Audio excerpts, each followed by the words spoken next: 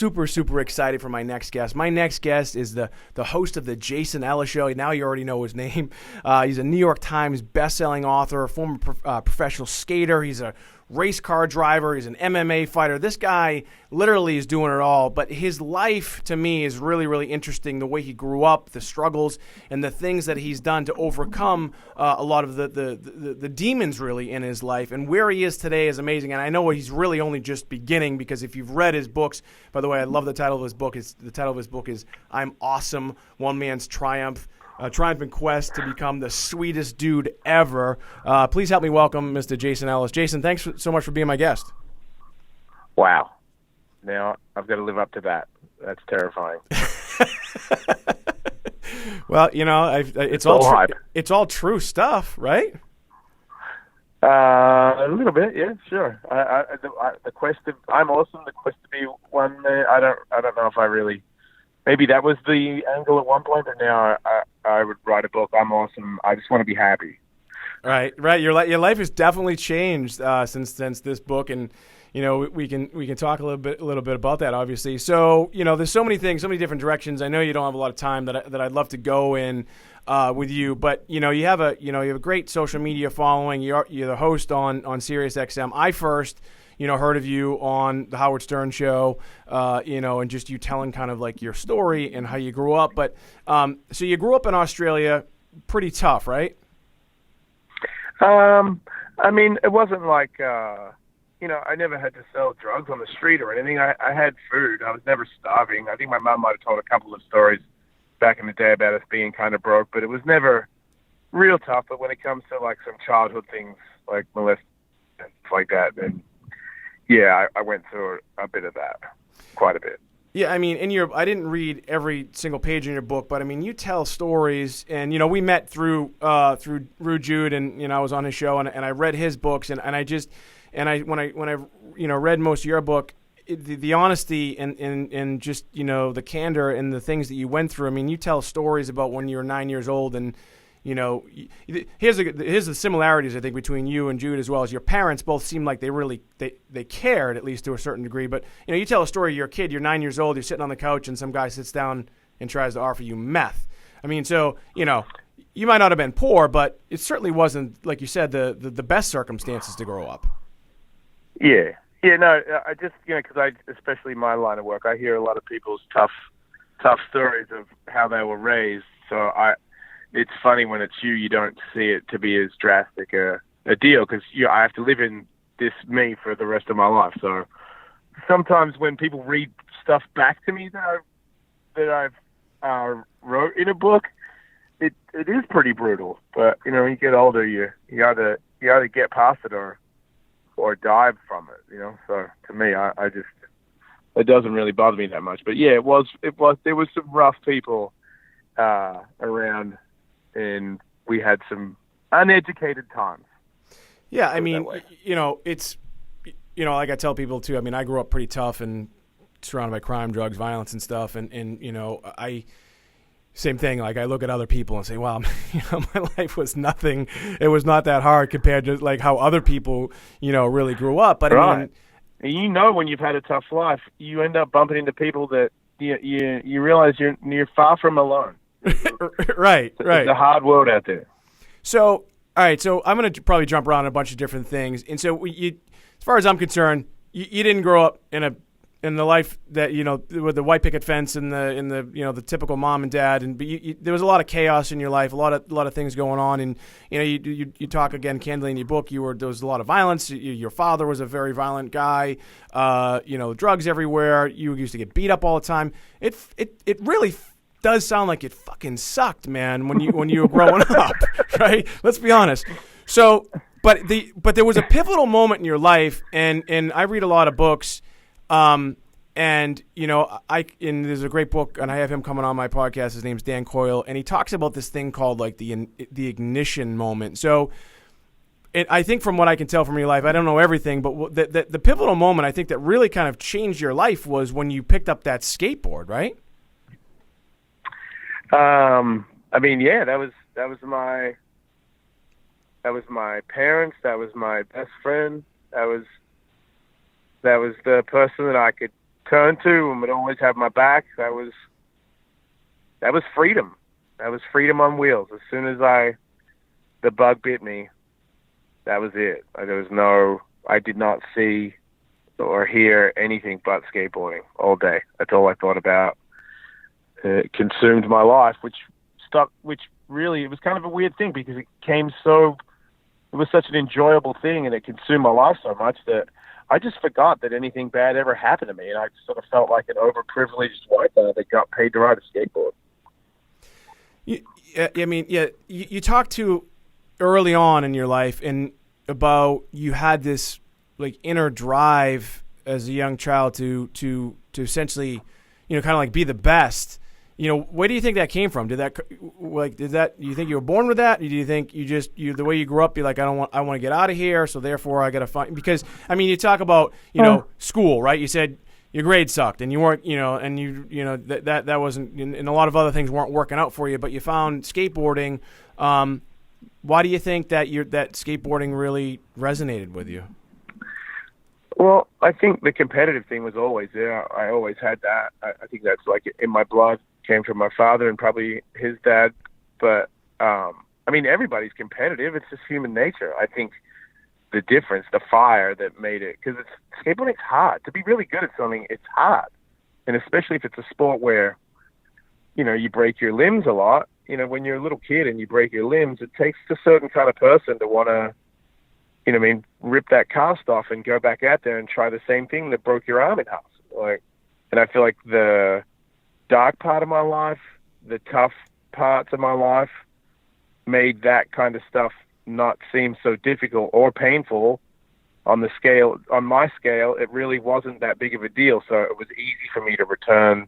Because make no mistake, I don't care who you are. You're getting hurt if you're trying to be a high level athlete, and it just never bothered me. And I think that because I'm not a talented person, I'm not a talented athlete at all. I'm just somebody who's infatuated with skateboarding and made my pretty uncoordinated body. I turned it into an athletical body. I was not a person that was like really great at handstands or push-ups or anything. I wasn't a fast runner. I was just an average kid. And when I skateboarded every day, all day, it turned my body into an athletical body. At one point I could do like front flips and back flips standing on the ground. And that is just from going to the ramp every day. I changed my DNA, as far as I'm concerned. I turned into an athlete. Not stopping. I love that you described that too, because again, to go back to that book I was talking about, I know you have kids, and I coach my daughter's soccer team, and I'm not a soccer guy, and I bought this book that I was talking about it's called The Talent Code, and what you described is what he talks about, and I wrote this down when I was reading your stuff and some of my notes earlier, is deep practice, right? Like, it's interesting that you said that you changed your DNA, and that's actually a real thing, right? So you became, yep.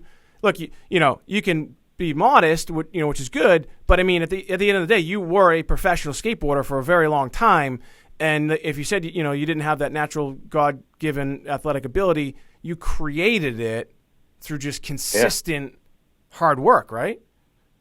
Yeah, which gave me the key to success in every other thing that I do. It's not all the same, but there's definitely a mindset to achieving your goals, and to know that it's not going to come easy and that there's going to be plenty of bumps to come in the road sort of makes you, you're grizzled and prepared for whatever it is that you want to succeed in. Because in my experience, nothing comes easy, nothing worth it anyway. But it's the same mindset to get it. I just know that I don't care if I really want it, then I'm prepared to go where I believe nobody else will go to get it. And that's why I'm going to get it. Do you find, and I guess back to skateboarding and then just life in general, I want to say, I think you might be the first technically professional athlete I've ever interviewed, but do you find that, do you laugh? I laugh at that because I just know your personality too, but do you find that when it gets easier as you do struggle more and then get a little bit better? In other words, falling down and then getting up, and when you get up again, was it easier than before, or is it the same? Do you understand what I'm saying? Yeah, I mean, for skateboarding, it got to the point where the level that I was at was, and the tricks that I was trying to do, the way that I was trying to present myself as a skateboarder, they were pretty dangerous. So I got knocked out a lot. When I was like top 3 in the world, I was getting knocked out a lot and waking up with broken limbs. And that started to, I mean, I wasn't that tough because that started to play with me. Like I think one time I got knocked out at a demo and then skated again. I didn't know it. And then someone showed me the video and I was hesitant to do really dangerous tricks for a couple of months because I had like a convulsive fit on the flat and I watched the video and it freaked me out. So there was a certain limit where I realized I'm not the toughest person in the world. Like if you break my arm and knock me out and then like 3 months later do it again and I wake up with a broken ankle, like I'm going to start to be hesitant. And I feel like there are people out there that are like, so what? Break it. And I got to the point where it was getting too much. Like I had to not be so dangerous. I was getting scared. I can admit it now. I was scared of getting hurt. Well, I mean, it makes sense because you're what they call your specialty was like a vert skater, right? Which is essentially going as high and as hard as you can, right? There wasn't you weren't a street skater, right? And I'm the only guy in skateboarding that's 200 pounds. So the bigger you are, the harder you fall, kind of thing. That was really when I fell, I would be unconscious. And you would break my wrist a lot. I'd wake up with a broken wrist. I'd be like, dude, this is ridiculous. So fast forward now, right? I think you talked about it in your books. Are you feeling the effects of all these breaks, like on your on your wrists and your ankles and knees and everything? Are you feeling the pain now, like just on a daily basis? Yeah, I mean, I feel like I've always been in pain since I was a little kid. So to just have little aches and pains doesn't really bother me. I don't know what it's like to not walk around with some kind of injury. And if I train all the time, then I'm sore from that. So I think little big aches, they don't bother me. Like tattoos don't bother me. I feel like I'm a little bit numb from being hurt so much. Just you get kind of used to it. Right. I think. It depends on who you are. I think there's one, like I said, you think it's crazy. I won't admit that I'm a really good athlete. I wasn't. I trained myself to be, and I still don't have the body that like a Michael Jordan or a Danny Way have that helps them skateboard easier. I have a body that wants to fight me. So it's harder.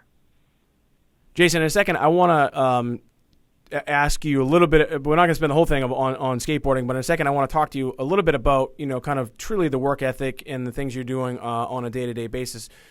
Folks, if you're listening and watching right now, we are on with Jason Ellis. He's the host of the Jason Ellis Show on Sirius XM. He's a New York Times best-selling author of the book titled "I'm Awesome: One Man's Triumphant Quest to Become the Sweetest Dude Ever." Love the title, great book. I haven't read it all, but it's actually a great book into his life and to the things that he's done. If you want to follow him, he's got a huge following on Instagram. It's at Wolfmate. You can visit his website. It's officialjasonellis.com. So again, we were talking a little bit about the skateboarding, and you had mentioned that, look, I don't have the Michael Jordan body or these other professional athletes' bodies that are just, some would say that, they had this God-given, genetic makeup or DNA. But in order to get to the number 3 guy in the world at one point, you were literally 24/7 skateboarding, right? Did you read the book Outliers? Have you read the book Outliers? I've never I only read one book ever in my whole life, and it was the LT story about where he smoked crack and won the Super Bowl. I didn't even read my book. Oh, that's great. Very well, so that's why Kelly was the ghostwriter. I just talked and he printed it down, and then I never read it because it's kind of a sad story. I don't want to read any sad stories about me. I'm doing good.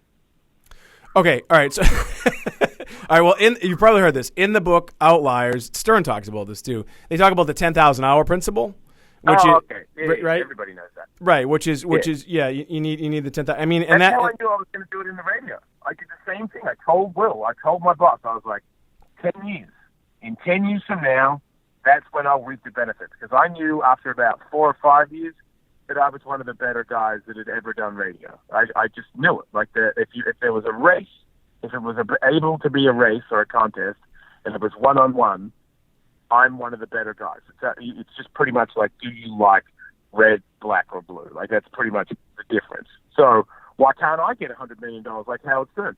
It's going to wait you 10 years, dude. And I knew it. I knew 10 years before any benefits come my way. I head down and get the job done. And in 10 years, maybe look up a couple of times to sniff the rose. And I was right because I've done it before. Yeah, I mean, that's amazing, again, to think about that when you think of 10 years versus 10,000 hours. 10,000 hours almost doesn't seem like as much as 10 years. But you're right. I mean, the last, I've had people say it, the last overnight success they had took them 10 years. And I think that's really important for people to understand, right? I mean, whatever it is you're trying to do, it's going to take a lot of effort. Yeah, look, to me, the most important thing these days from being successful from stuff, people make millions of dollars from being a skateboarder now. I didn't make millions of dollars, but I got what I wanted out of it. I guess it's different if you just want to be rich and famous, but I wanted to be a pro skateboarder. I wanted to be one of the best guys in radio. I don't want to be rich and famous. I don't care about how much money is in my bank account. That's not my goal in my life. Yeah. So if you want to be the greatest rock star in the world, if you love guitar and you want to rip guitar, and you turn out to not get a deal and be like the next Metallica, you got what you wanted. You're the best guitarist there is. The money and the fame bit is kind of a curse. Like most of the people I know that are famous turn into idiots. Right. Like they can't handle it because it's like a fake smoke screen. Like everybody treats you different, so you act different to everybody on the planet, and then you live your life as some weird guy or girl that thinks you're better than everybody. You don't even you lose friends and you don't connect with family anymore because you're on a higher level. Like I know these people, and I don't think if that's what you want, then sure. But to be successful at something, I think people get thrown off by the money and the fame bit. Like you judge your money and your fame by how good you are. I feel like if you want to be really good at something, you're better than everybody and you don't get paid. Well, too bad. Yeah, I mean, you just want to be good at this one thing. Just be happy you're good at that one thing. Well, it's interesting. There's so much there that you just said, but I wanted to tie into what when you said all I wanted to be a professional skateboarder. I didn't make a lot of money, but that essentially opened other doors for you. And the interesting thing, the first door that I think it really opened was, one, you met Tony Hawk. Two, you got into the whole skating scene and essentially connected with him. But then he asked you to come on his radio show, right?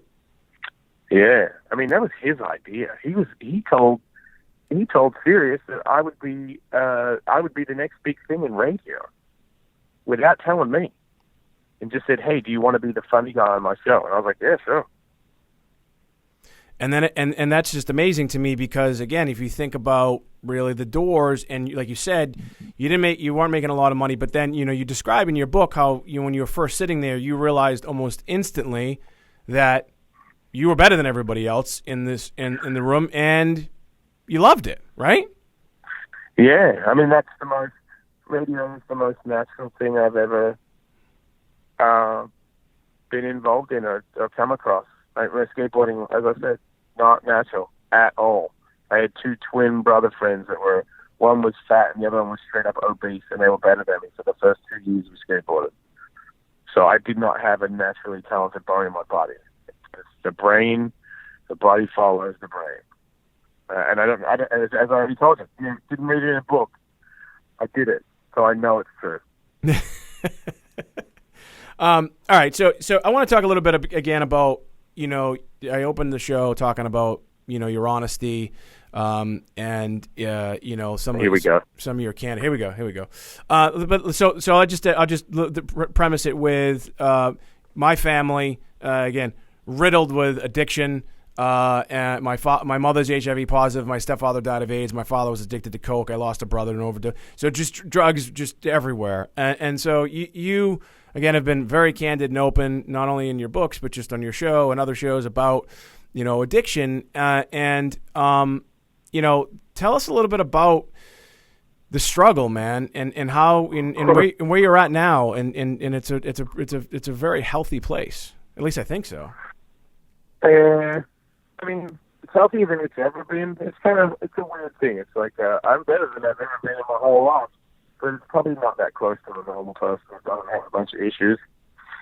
So, I mean, yeah, I used to do a lot of that stuff. I got my kids in the car, so I don't want to get into too many details, but sure. I did everything that you could get, and then I would slowly but surely peel one off my back and get a little bit better, and most of it was for the sake of skateboarding. Like, I would not abuse myself the next day because I went to the ramp instead. And then, but I did all that stuff the same way I did everything in my life, way too much. Right. And then I just drop one. Every couple of years I drop one. And now I did about a year and 3 months of absolutely nothing. And now there's a little bit of brain involved and sure. stuff. Okay. All right. We get that. All right. But anyway, I just try to be happy, man. And then for me, I try to win too much. I really don't want to do that anymore. I don't want to always be competitive.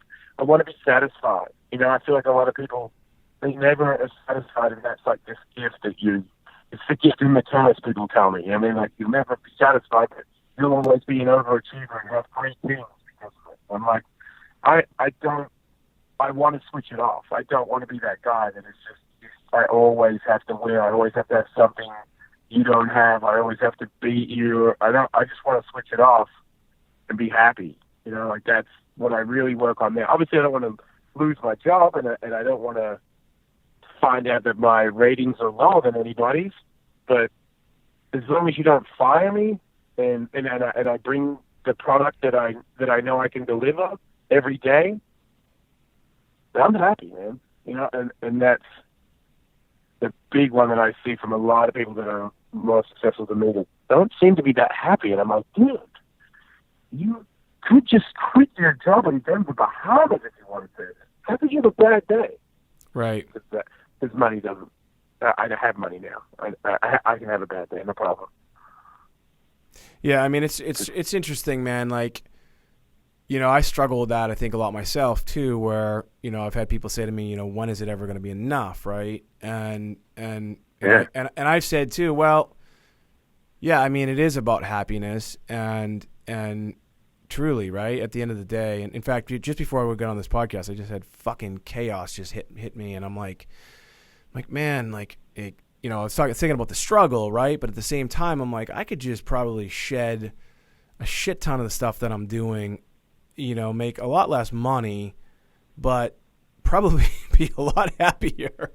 It's like, right. Well, you got to find even ground. Obviously, you know, when you're young, and you don't want to, you know, or the easier way would be to do less work. Well, that's not what I'm trying to do. Like, I like working hard. You know, I feel like sometimes if I burn out, I'll call it on myself these days. I'm like, I'm burning out. I got to stop doing all the stuff that I'm doing. I used to just keep going until I get sick. So it's just, you know, happy me. It's like, it's still, I haven't perfected anything at all. I'm just telling you that I feel like I've had that pointed out to me several times. It's like, you just never be satisfied. Like, you just, if you were number one, that wouldn't make you happy. And I've argued, yes, it would. Yes, it would. And now, older and wiser, I mean, I had a turbo Porsche for a couple of years. I always wanted a turbo Porsche. You know, a 911, the most expensive one you could get. I had bad days in that car. Several of them. right. It didn't fix anything. And when you know, because I used to say, well, let me get the money, and then I'll tell you whether that cheers me up or not. Now that I have that, it's a guarantee. I now know for a fact that I'm not going to be happy by having money and people recognizing it on the street. It's not going to do it. There's other stuff. Yeah, I mean, so that's what I do. Other stuff. It's a really healthy, you know, thing to say and talk about happiness. And, you know, again, for those listening, we are on with Jason Ellis. He's the host of the Jason Ellis Show on Sirius XM. He's also a New York Times bestselling author of the book I'm Awesome, One Man's Triumphant Quest to Become the Sweetest Dude Ever. You can find him on Instagram, Snapchat. On Instagram, he's at Wolfmate. On Snapchat, he's at EllisMate. what is it? Ellis Mate 41. Ellis Mate 41, and then on Twitter, he's on Ellis Mate. You can just Google him. You can find all his stuff everywhere. He's really done some amazing things, and I feel like, you know, he's just getting started. I heard of Jason on Howard Stern, and then I had an opportunity to meet him, and I was like, wow, man! I've heard you on the radio, so I was really psyched that we were able to connect, and I'm so happy that you came on. So let's just kind of transition real quick. I know you're busy and you got your kids in the car, so I don't want to keep you too long. But I want to talk a little bit about like the brand of Jason Ellis and some of the things that you're doing. So you have, you know, obviously you have your website, which is officialjasonellis.com. You got a lot of stuff going on there. You have, I believe it's the clothing line, right? Is it Wolf Knives? Is that your clothing? Yep. Yeah, Wolf Knives. And what's going on with Ellis Mania? Is that still going on? Yeah, Ellis Mania is once a year because it's a lot, and you know, I mean, my job is radio. You know, like that other stuff is fun, and it's more of a thing that gives back to the people that are hardcore fans. You know, a couple thousand of those people come to it every year, and I just try to make it a thing that they can talk about for years to come. Or did you see that, or did you see this? And I'm just trying to have fun there, man. It turned into a TV show for a little bit, but that was never the plan. It was just a mistake we made up on the radio, and from me being in the gym all the time, I just pulled bits and pieces that I think people that don't know anything about fighting could just have fun being a part of it. That's all I'm trying to do, just make fun out of it. Well, you know, the fun part is interesting because you get into the ring of the ones that I've seen with. Well, I saw you the one with Uriah Faber. That was amazing. And Shane Carwin. You know, and you're fighting actual champion professional MMA guys, all in the vein of entertaining your fans. I mean, that's fucking dedication, my friend. Yeah, but I mean, it's dedication. It's like, I mean, it's bragging rights to myself as well. Like the fans are. I think to myself, man, you hear Ellis is going to fight Shane Carwin, I've got to see that. And then, you know, I'm like, I'm not normal, man. Like, if you hit me and I hit the ground, I'm out a little bit. It's not the same as a normal person. I can just go to lunch. It's no big deal. You know what I mean? Maybe I'll pay for it later on in life, but you're not ending my day when you knock me out. It's happened to me a lot. And you got to know what you're good at. And, you know, I would have died for skateboarding. I would die for radio. That's my life. I only got one, and if I'm going to do something, I'm 100% invested in it. And it's an easy choice to make. On the night when I knew that I was fighting Shane, it wasn't that easy to know that I'm probably going to get knocked out when I go into this ring. So I was definitely a tad hesitant to get in there, but I just kept thinking about all the people that were going to see it, and all the laughs, and all. I mean, it's recorded forever, and I just know that. I mean, I'm not going to be able to change the world by making everybody, you know, what I mean, try to love each other. I don't have that power, but I do have the power to make a couple people laugh, and I'm committed to it. I feel like it's worth it to me. Like when I see the video, I'm like, who else is doing that? I feel proud of myself. I'm proud that I came up with the idea, and I'm proud that I got knocked out, and I still remember it. And the fans love it, and they deserve it, because if they didn't listen, I wouldn't have this life, man. This life that for somebody to be a pro skateboarder and now make money out of talking on the radio, that's a very lucky life. You gotta respect that and appreciate it. Yeah, I mean, I love it. I love how the whole thing happened. I want to ask you a couple more questions about the brand of Jason Ellis, but I had a specific question about the Uriah one. Did that just happen randomly? Because he came in jeans and had a hat on backwards. Was that planned? I don't know exactly. They picked people to fight me. It was 10 people in 1 minute rounds. 10 people. Right. So and it was, I got the show to pick the fighters, and so it was supposed to be a mystery to me until they showed up in front of me. So I think Uriah Talk was sponsoring the event, and Uriah had already. Myself and Uriah had sort of buddied up a little bit a couple of times, and I think, and you know, like someone snap with everybody, they kind of respect me for it. Like, yeah, man, like we respect somebody that wants to get. That's what they do. Like they respect a fellow moron that is not afraid of brain damage. So I think I just, and when he came down, I could tell. Jason looks tired. He's already fought 5 Pearson and Keith Jardine. And I saw Uriah Faber. And I was like, this is one of those moments where I don't care how tired you are, Jason. You need to light him up and get his respect. And then, the crowd will... I knew when he started clapping me. So I knew he threw his hat off because I punched it off his head and he grabbed it and then he threw it. I'm like, here we go. That was fucking awesome, man. Because I'm not like a huge MMA guy, although I did some stuff with Fabricio for doing with one of our products. But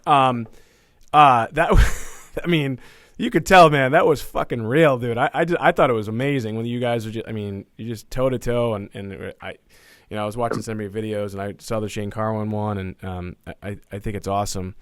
I don't really stop and think about it too much, but to me, those are the ones that I'll forever be proud of myself, because I'm like a little kid to Uriah when I look at him, because I'm a fan. I'm an MMA fan. You guys are all super cool to me, and it's crazy that you even want to hang out. And now you're going to punch me in the face on video? It's the greatest day ever. Yeah, it is really cool. So I want to ask you real quick, and then I know you got to go in a little bit, but so you're where you're at today, and it definitely. From where you were and where you've been, you're definitely in a very kind of, like you said, healthy place, and you're focusing on happiness. But your brand of Jason Ellis is this kind of almost like larger than life character. I mean, obviously you got the tats and stuff, and you got a kind of a cool look. But you also have this I guess persona of being this. Kind of wild and crazy guy that does outrageous things, right? So the reason why, one of the questions I guess I had about, because a lot of people come to me and they talk about brands and building brands and stuff like that. So how do you balance like happiness and being, mentally healthy and comfortable with yourself and the brand that you've already built? Is there a transition? I mean, or do you even think about it? Yeah, I think about it. I mean, I think I never used to, but then burning out started to happen from doing all this and taking on all the stress. And when I feel all the stress, just saying, nope, I'm going to keep on going. And then realizing that would burn me out, and then in the long run make it a bad business plan. Well, then things need to change. I just learn by my mistakes. That doesn't mean that the first time, maybe it takes 4 or 5, but I've been around. I'm always game to try something, so I've made a lot of mistakes. So I've learned by a lot of them. So I just, when it comes to the branding thing, it's pretty. I mean, skateboarding, as far as I'm concerned, we invented it. Like we started this thing, and now everybody's catching on to doing. They film videos and they plug their products. Like we were doing that before there was social media. So I film videos of creative stuff because I'm a skateboarder. If I can't skateboard that good anymore, so now I just film myself doing other stupid stuff. Yeah, it's a creative thing. You just keep going, you can't stop. Yeah, when you think about those videos again, I remember watching them, and I tried to skateboard a little bit, and I was always a big dude, so it just didn't really work out for me. But I remember, watching, some of those skating videos, and you talk about them in your book, where they weren't readily available. You had to go to the local, essentially like the surf shop to see that stuff, and you see kind of what they were doing and how they were filming stuff. This is like. You're talking like those big camcorders that are on their shoulders. They're not talking GoPros and stuff. And they got some like wild footage on some, and you've talked about it in your book, of people doing things that you just didn't even think was physically possible. So it makes a lot of sense that where you're at today, that kind of that eye that you developed, back then, now it's like invaluable. It's like, you probably didn't even think about it. I think I see it all the time. I see Jason Lee and Rob Dyrdek and all those guys. It's skateboard, man. It's skateboard creativeness. Like, all that stuff that they're doing is, they were doing it before they were famous. I just saw it. They were famous to me in skateboarding, so. Yeah. It's that thing where you're just always creating stuff. So, it's like exercise. Like, when I do the show, if I do my podcast where I'm completely by myself, it's way harder to keep a flow, because usually I bounce off my co-host. Right. So I found it was practice. It made me sharper when I have a co-host. If he has a low, I can make up a story in a split second, because that's what I do when I'm by myself. It's like it's like being better at fighting. Sometimes if I get hurt, if I just visualize it over and over again, because in skateboarding you've got to visualize things in your head. Before there was foam pits, you had to visualize, because if you did it wrong before foam pits, you woke up in an ambulance. So you just ran the trick through your head. So it's the same thing. You run the bits. You run the product and how you're going to pitch the phone. You run it through your head. Like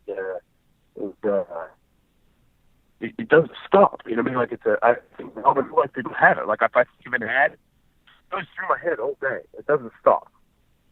Yeah. Sort of a little, like if the curse comes back here too, where if I do something bad, something fails, I'll hit myself over the head with that 1,000 times. So you got to learn. I've learned that one lately, where I'm like, if something goes bad, it goes bad. What can you do? You know, and not try to bash myself for failing.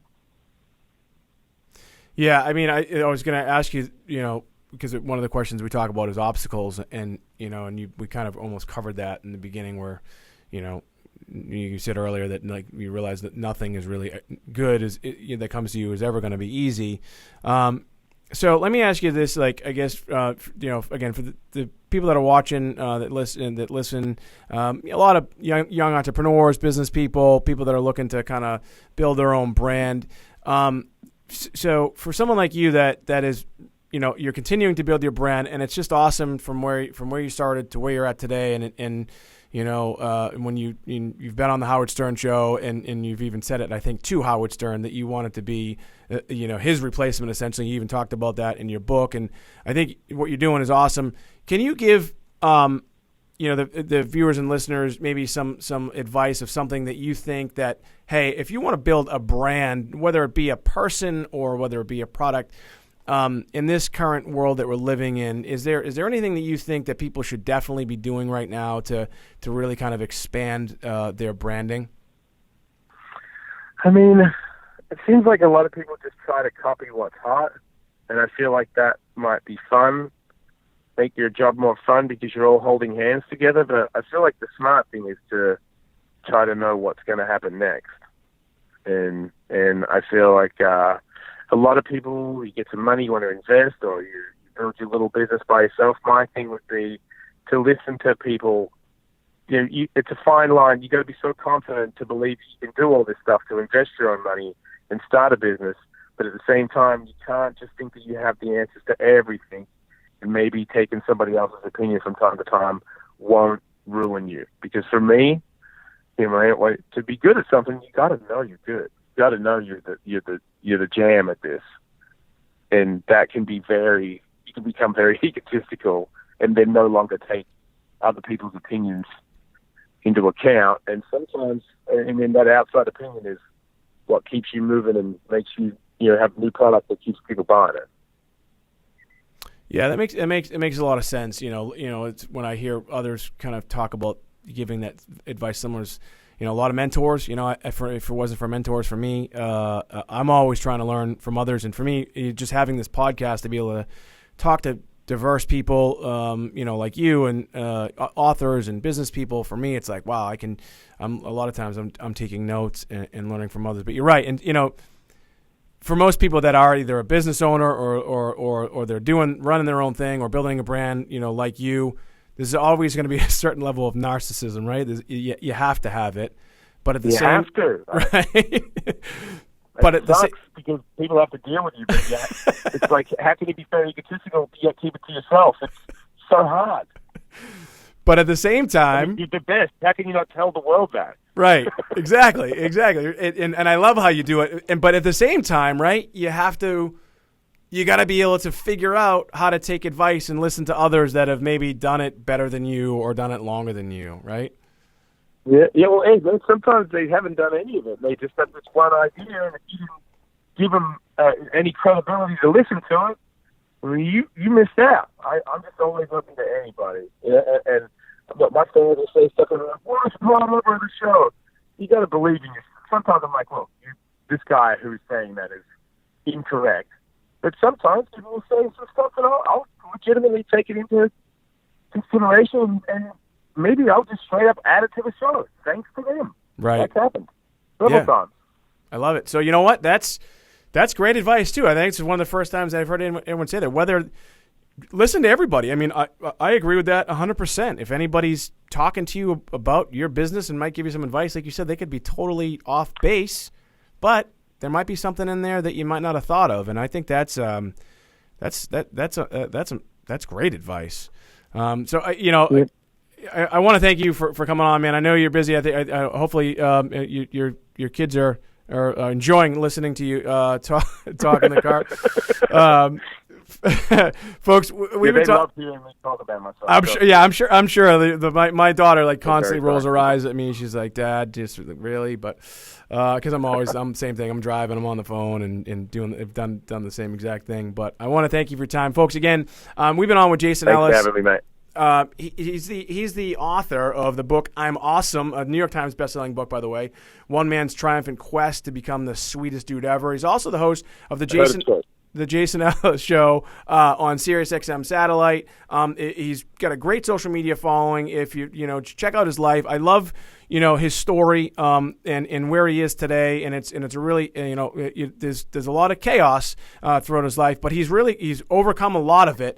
Still working at it, which is a big part of just life in general. So if you want to just follow him, he's on Instagram at Wolfmate. He's also on Twitter at EllisMate, and he's also on Snapchat at EllisMate41. You can find his website as well at www.officialjasonellis.com. Jason, thanks again so much for being my guest. I really appreciate it. My name is Michael Alden, and we'll see you soon.